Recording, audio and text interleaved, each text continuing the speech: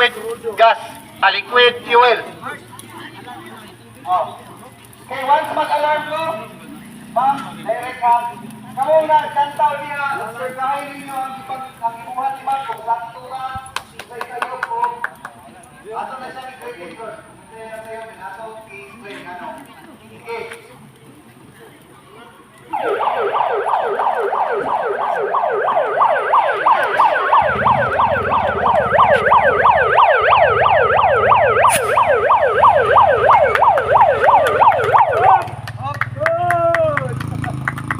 So kato, napatay na yun ni ma'am ang buwan.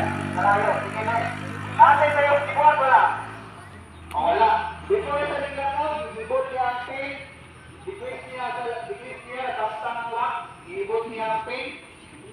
Na yun, ang paghawig niya sa bar X is proper. Wala niya ipumot ang ayaw lang tumoy. Yan po ha.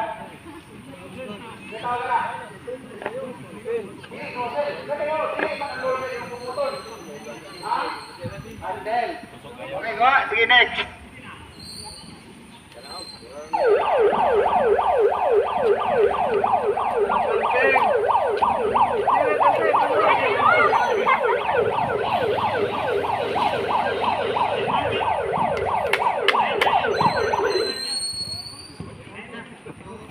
So, okay kayo.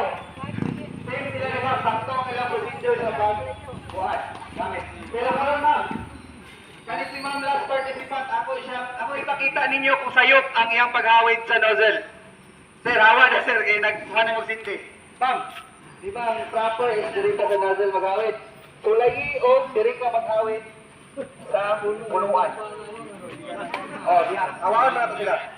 Lantawan ninyo para makita ninyo sa actual kung kayo may tabo kung dili proper inyong paghawid sa fire extinguisher. Sige.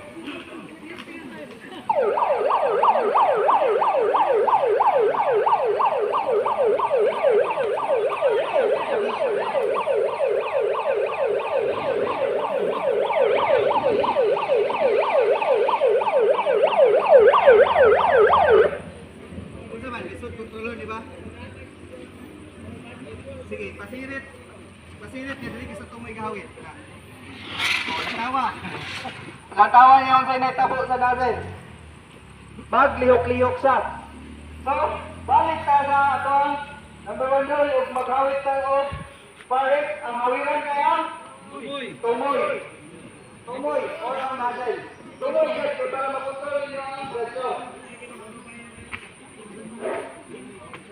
So, tama to ito correct. Amin na. So, kani nga parang is nagamit ni siya atong last nga batch. So, ang iyang lock dili dili mao. Dili siya matangtang ang tipis. Atong sulayan. Oh, dia. Sirit pa ba sa nga nagamit sa kasa. Nga nilabay ng isa kadlaw. Si ma'am.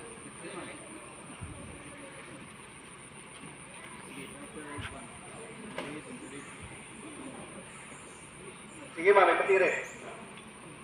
Oh, di ba? Wala na. So, balik to sa kong gingon ganina.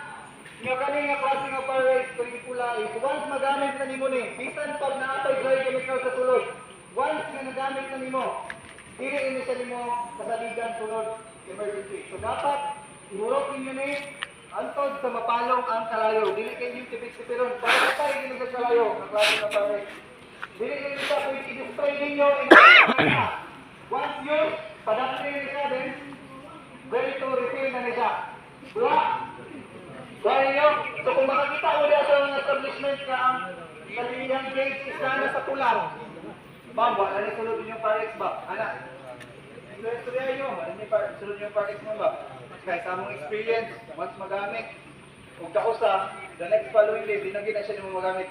Eh, may yung ano man, i-explain nito ninyo kung i-explain kanina. What? Okay, sige. Karoon is, dili na punta sa post-layout. So, kaning, pilit ka mong ismo out. Karoon, for the purpose of trade, kamoy mo awit sa nozzle, kamoy mag-layout sa hose. So,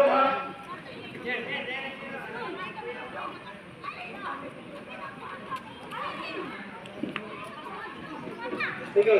Alay, dire. Tapos sa dire. Kaya turulan mo naman sa pagkawag sa natin.